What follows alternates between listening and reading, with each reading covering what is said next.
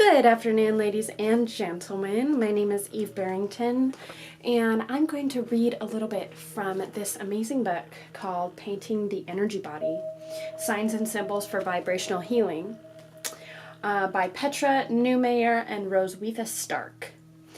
I have begun exploring this book because I'm experiencing a lot of injuries while wrestling, and I also listen to a lot of different vibrational frequencies, such as this one in the background right now, to help me meditate and come inward and heal the things that are bothering me. So I just want to read a little bit from chapter 1 and present some new ideas for you, perhaps. And it might even help you in your own journey of self-healing. Chapter 1, Everything Vibrates, Morphic Fields and Resonance. Whether animal, vegetable, mineral, or human, everything that exists vibrates and therefore constantly projects information. We exist in an open system in which everything is constantly connected to everything else. Two powerful principles articulate this worldview: the principle of morphic fields and the principle of resonance. Classical science assumes that developments in nature are guided by accidental processes, and that we can come to understand the universe by dividing it into even smaller parts. The English biologist Rupert Sheldrake looked at the world differently, however. In his research, he turned to the question of how complex systems organize themselves. He suggested that we cannot get to know the painter of a picture by analyzing the colors in his painting. We can, however, conceive of the underlying thought, concept, or idea of this picture if we study the whole. To begin to understand this concept of holism, Rupert Sheldrake developed the theory of morphic fields. Morphic fields. Whereas mainstream science recognizes gravitational fields and electromagnetic fields, Rupert Sheldrake added theories of morphic fields. A morphic field is a field that provides form and organization. What makes single trees into a forest? Is it the arrangement between the trees, or does a general concept lie behind it? Sheldrake held to the opinion that a wholeness, something like the organism forest, is organized by a morphic field, for the whole is greater than the sum of its parts. Every organized entity corresponds to such a field. The blueprint, the organizing principle, can also be called the collective memory of nature. Its form of expression is vibration, the equivalent vibration of similar forms over time and space. A constant interaction exists between the morphic field and any organism. Information is continuously exchanged. Even our own ideas, conceptions, and emotions generate a field. If we alter our thoughts and feelings, the field is modified in a corresponding way. Therefore, we can say that we create our reality. We are the architects of our own destiny. The resonance principle.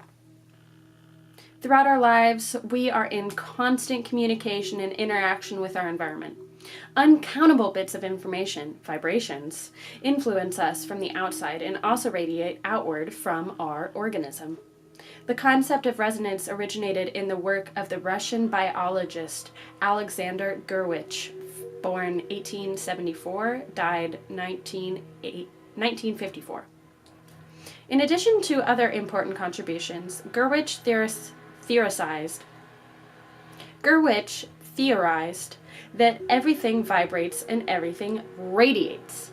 We can think of our own DNA as a type of hollow space resonator in the nucleus of each of our cells, similar to an antenna and transmitter. Sometimes we can even feel such vibrations. When we meet a person, we enter into a resonant state with him. We know in a fraction of a second whether we like him or not, whether he is on our same wavelength, or whether he rubs us the wrong way. If there is a vibrating tune fork on a table, a non-vibrating tune fork placed next to it will begin to vibrate.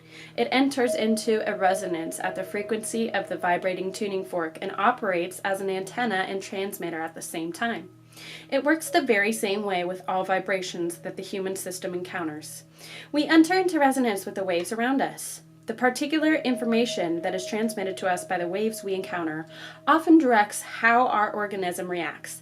Either the vibrations are wholesome for us or they are unwholesome. The tolerance tests used by resonance therapies are based on this principle. If, for example, we are confronted by artificially produced electrical or magnetic fields that make us feel unwell, then we call that electrosmog. That is an unwholesomeness of these vibrations. Positive vibrations, on the other hand, act upon our organism in a harmonious way, and we can strengthen and activate the powers of self-healing.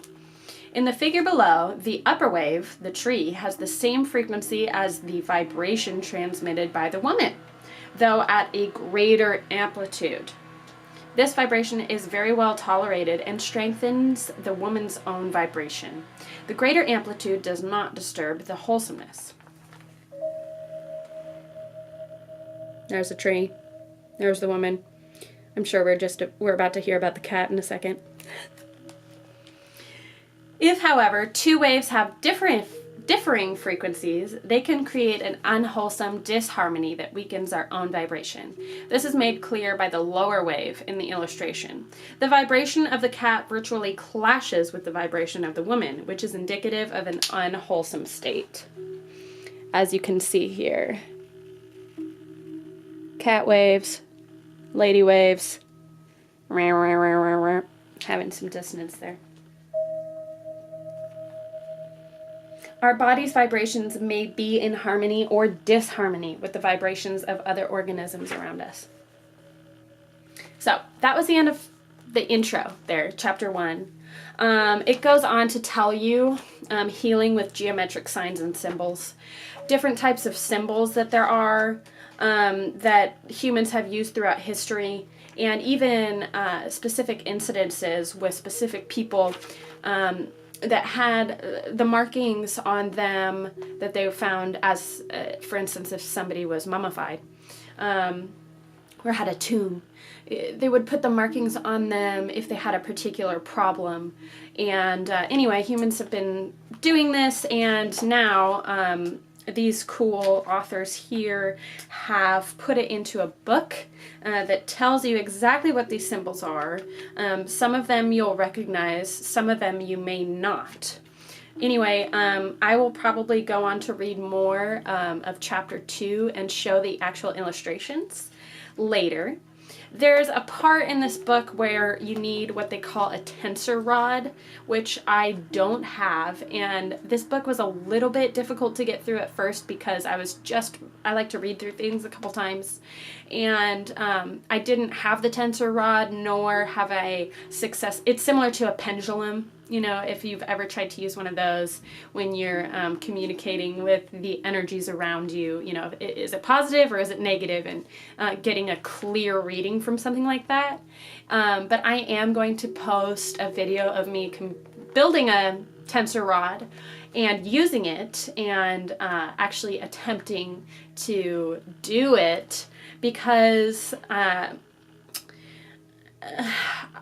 want to see if it works, honestly. I do believe in the power of symbols, words, obviously of vibrations. I'm very interested in the physical concepts behind this, and if it's worked for people in the past, why not try it now? So thank you very much. If you like what you see, let me know. If you have any suggestions for books to read or work through in the future, let me know, and you'll hear from me soon. Bye.